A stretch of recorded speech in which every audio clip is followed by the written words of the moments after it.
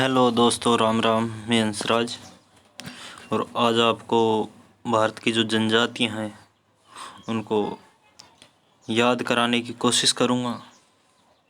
और मुझे यकीन है कि अगर आप मेरे साथ वीडियो पर बने रहे तो मैं आपको ज़रूर याद करा पाऊंगा। तो दोस्तों, जैसे मैं कहूँ वैसे वैसे आपको इमेजिनेशन करना है, बस सोचना है, बस इमेज अपने चित्र में लेना है और आपको याद होता जाएगा। थोड़ा सा मैं आपके लिए वीडियो को प्रकाश बढ़ा लेता हूँ। हाँ तो दोस्तों, भारत की जनजातियाँ, तो इसमें आप सबसे पहली देश की प्रथम जनजाति आती है भील। ये भील जनजाति भारत की सबसे बड़ी जनजाति है, जो जैसे राजस्थान में सर्वाधिक पाई जाती है, फिर आंध्र प्रदेश में पाई जाती है, छत्तीसगढ़ में पाई जाती है और गुजरात और महाराष्ट्र में पाई जाती है। तो आपको कैसे याद रखना है? फर्स्ट तो आपको मैं ऐसे बता देता हूँ, जैसे राजस्थान है तो राजस्थान के नीचे गुजरात है, फिर गुजरात के नीचे महाराष्ट्र है। तो ये तीन स्टेट तो आपको वैसे ही याद हो जाएंगे। लेकिन जो आंध्र प्रदेश और छत्तीसगढ़ है, इनको याद कैसे? तो आंध्र प्रदेश को भी आप देखें तो महाराष्ट्र के बगल में, छत्तीसगढ़ को देखें तो ये थोड़ा सा आंध्र प्रदेश से ऊपर पड़ जाता है। तो आंध्र प्रदेश और छत्तीसगढ़ को कैसे याद रखना है? आपको एक इमेज लेनी है कि भील नाम का कोई भी आपके गांव में लड़का हो सकता है।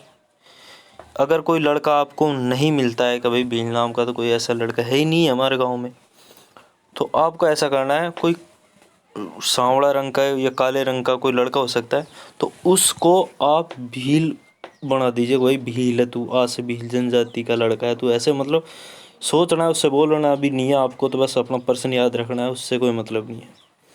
तो उसको देख करके आपको, जैसे कोई एक आंध्र प्रदेश, तो आंध्र का कोई लड़का है या आंधा आदमी है, तो उस अंधे आदमी को उस भील घर में ले जाना है और वहाँ पे रख देना है कि भाई आप भी यहाँ पे निवास करते हो। और छत्तीसगढ़ एक या कोई छत्तीस को छक्का ले लेना है, जैसे कोई किन्नर होता है तो वो भी उसके घर पे जाता आता है, तो मतलब वहाँ पे भी वो निवास करता है। जैसे कौन कौन करते हैं, एक तो अंधा आदमी है, वो अंधा आदमी भी वहाँ पे निवास करता है। एक छत्तीस, तो छत्तीस का छक्का भी वहाँ पे जाके निवास करता है। और अपने गुजरात, महाराष्ट्र और राजस्थान तो अपन ने याद कर ही लिए थे। तो इसके बाद में दोस्त मैं लेता हूँ गोंड, जो गोंड जनजाति है। इस गोंड जनजाति में ये भी वेरी इम्पोर्टेंट जनजाति है, क्योंकि ये भारत की दूसरी सबसे बड़ी जनजाति है। तो भारत की दूसरी सबसे बड़ी जनजाति है, ये कम से कम 13 राज्यों में निवास करते हैं गोंड जनजाति के लोग।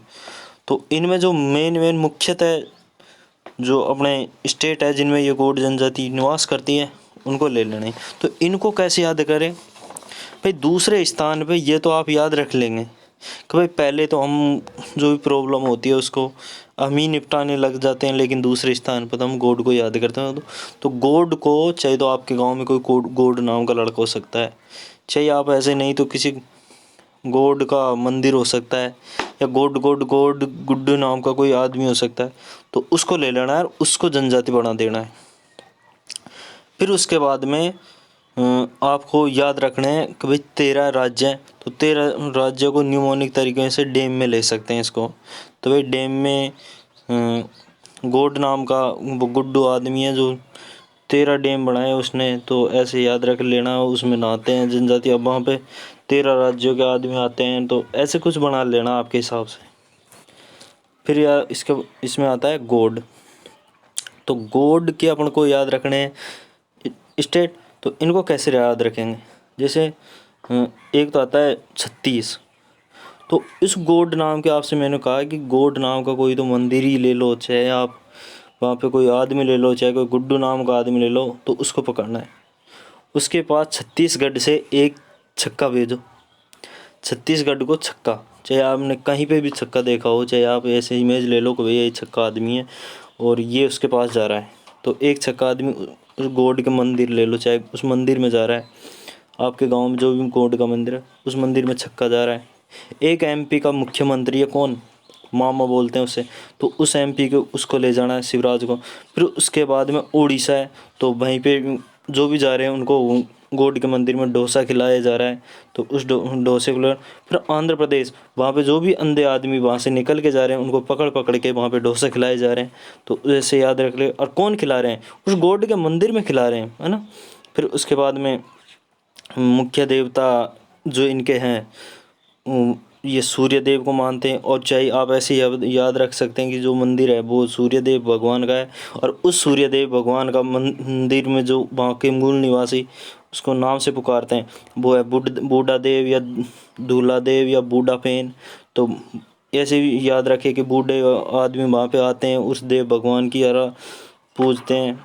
और अब ये बूढ़ा देव दूल्हा देव ऐसे आ रहे हैं, तो अपन को ये भी याद रखना कि ये आदत, ये मतलब धर्म में अधिक विश्वास करते हैं, तो भूत प्रेत और जादू टोनों में भी अत्यधिक विश्वास करते हैं। इसीलिए गॉड भगवान की शरण में जाते हैं कि भाई ऐसा हमसे किसी भी के भी प्रभाव में ना आए, जादू टोना किसी के से हमारे ऊपर किसी प्रकार की हानि ना हो पाए।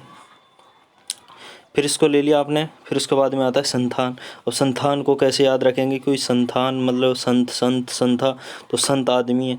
उस संत आदमी अब आपको ऐसे समझ लेने कि तीसरे नंबर पे आते हैं संत। ये भी जनजाति है, संत भी जनजाति है, तो ये तीसरे स्थान पर आते हैं। अब आपके गांव या कहीं पे भी आपने कोई संत देखा हो, तो उस संत के को आप ये बोलो कि आपको कृषि करनी चाहिए।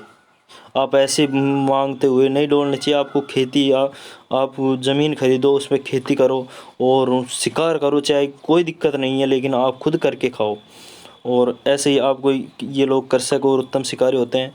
फिर ये ऐसे याद रखो, ये कहाँ कहाँ पर पाए जाते हैं संत? तो झारखंड। तो एक कोई भी आदमी है जो झारखंड का अगर आप जानते हो तो उसको ले लो। और अब अगर आप ऐसे नहीं जानते हो तो कोई भी जो भी जहर खाता है आदमी या जहर को निकालता है उस आदमी को ले लो। जैसे तेजाजी महाराज का भोपा होता है वो जहर को, तो उसको ले लो। तो एक तो वो हो गया जो संत को समझा रहा है कि भाई ऐसा मत करो। एक बिहार, जैसे बिहार में अपन मनोज तिवारी को, बहुत प्रसिद्ध मनोज तिवारी, तो मनोज तिवारी को ले लो। वो भी संतों को बोल रहे हैं कि तुमको खेती करनी चाहिए, ये गलत बात है। और ममता बनर्जी बोल रही है कि भाई ऐसा ही करना चाहिए, आप खेती बहुत पड़ी है हमसे ले लो, लेकिन आप खेती करके खाओ, ऐसे लोगों को बहकाओ मत। हो उधर से अपने मामा आ जाते हैं एमपी वाले, तो वो बोल देते हैं कि भाई हमारे पास भी बहुत खेती है, ज़मीन है, चंबल में से दे देंगे, लेकिन आप खेती करो। फिर असम वाले आ जाते हैं, तो असम के भाई हम चाय की दुकान खुलवा देंगे, चाहे आप चाय बेचो लेकिन काम करो। और इनकी जो संतान लोग होते हैं, इनकी हाइट जो कद होता है वो कम होता है। ठीक दोस्तों, ऐसे आप याद रखें। और हर स्टेट को मतलब एक न एक किसी विशेष आदमी से जो आप उस स्टेट के आदमी को जानते हो, या ऐसे नहीं तो आप अपने हिसाब से उस स्टेट का किसी न किसी आदमी को बना दो, जिससे आपको याद रखने में बहुत आसानी हो जाएगी दोस्तों। फिर उसके बाद में अपन ले लेते हैं मुंडा जनजाति।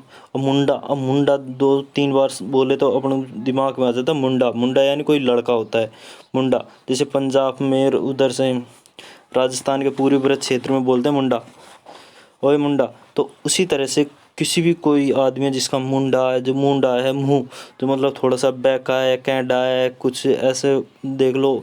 ऐसी जनजाति के लोग जिस अपने इमेजों में देखते हैं कहीं, जिनके होठों में इनमें न जाने क्या क्या पहन लेते हैं, वो ऐसे ऐसे मुंडे लोग हैं। जैसा कोई आदमी देख लो।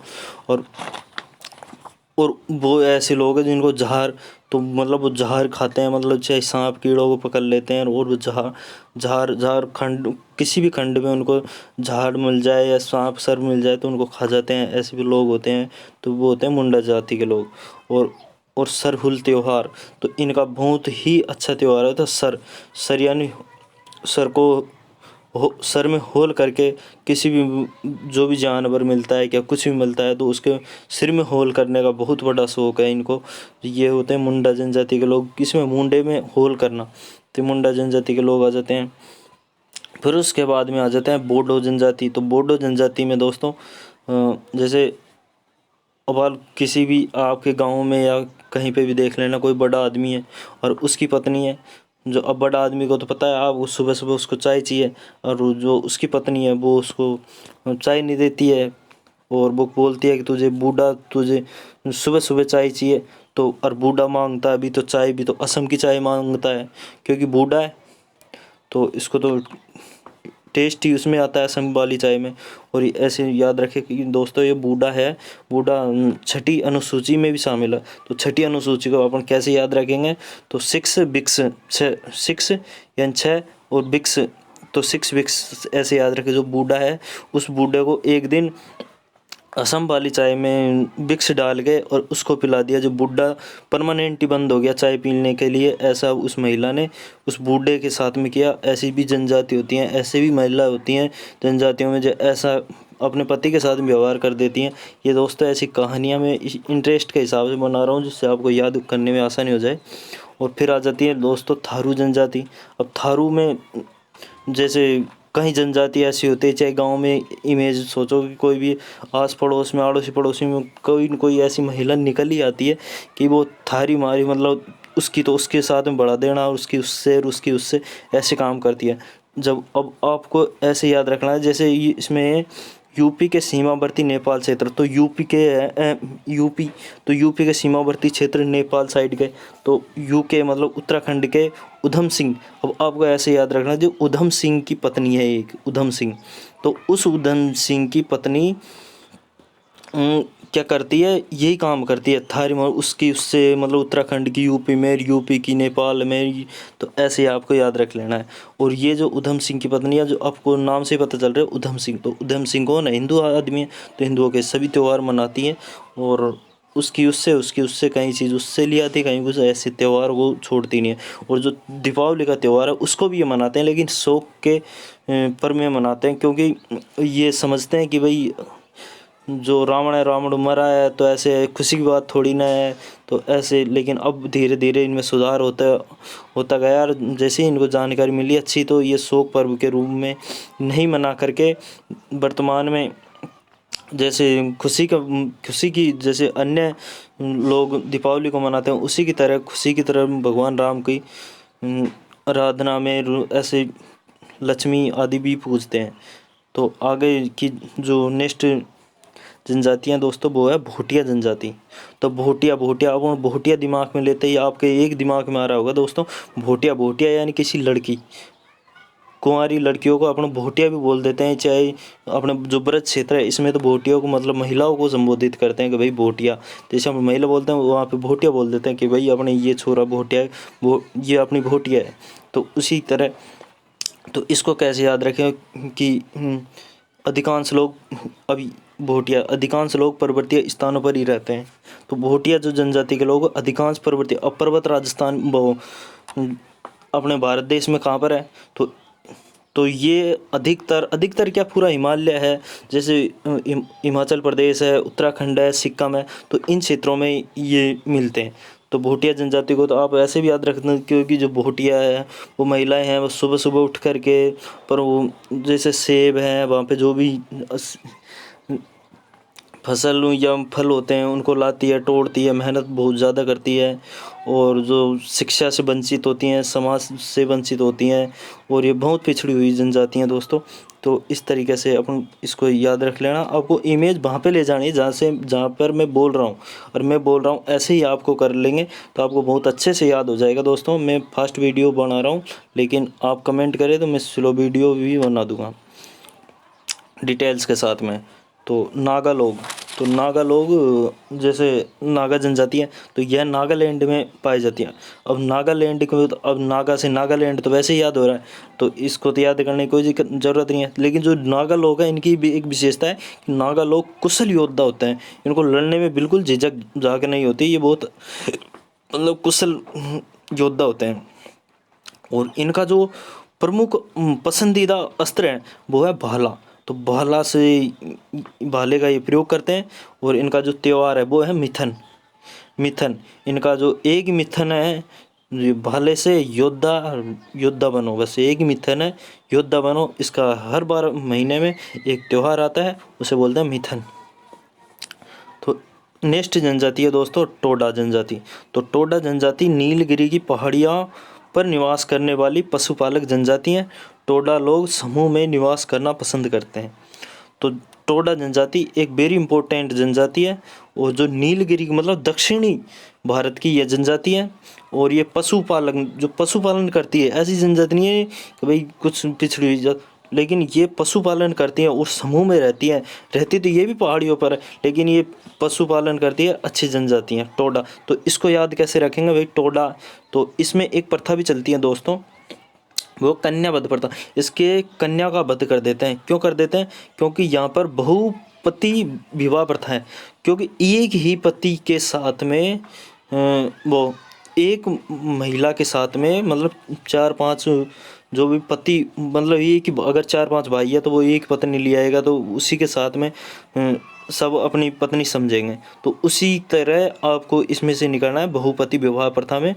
तो बहुपति विवाह तो अब एक भाई लिया है अच्छा सा जो बढ़िया शानदार भाई है उनका, तो उसके जो टूटे फूटे भाई जैसे भी है काणे लूले उनकी सबकी पत्नी बन जाएगी वो। तो इसलिए वो टूटा फूटा जो भी है टोडा जनजाति। तो टोडा फोडा इस तरीके से आपको टोडा जनजाति को याद रख लेना है।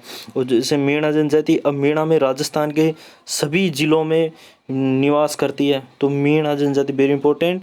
और ये जो राजस्थान की क्या पूरे देश में शिक्षित क्षेत्र में और जो प्रगति कर रही हैं उनमें सभी में सबसे तीव्र ये जनजाति अपने देश में एक छोटे से पद से लेकर बड़े पद तक ये जनजाति अपना महत्वपूर्ण भूमिका निभा रही है। दोस्तों कमेंट, शेयर, लाइक, सब्सक्राइब और ज़रूर करें। मैं इस पीडीएफ की बना करके और डिस्क्रिप्शन में डाल दूंगा। और जो ये कंटेंट है ये आप ऐसे ना समझे कि भाई इसको हाथ से लिखा है तो इसको मैं गलत भी होगा, ऐसे होगा। मैंने 2 किताबों से मैच किया है, उसके बाद में ऐसी पीडीएफ बनाई है। मैं मेहनत से पीडीएफ भी बनाता हूँ और उसी को आपके सामने हाथों से बनाई हुई मेरी पीडीएफ है। दोस्तों किसी भी एग्ज़ाम में एक अनेक क्वेश्चन तो इसका ज़रूर से ज़रूर बनेगा दोस्तों।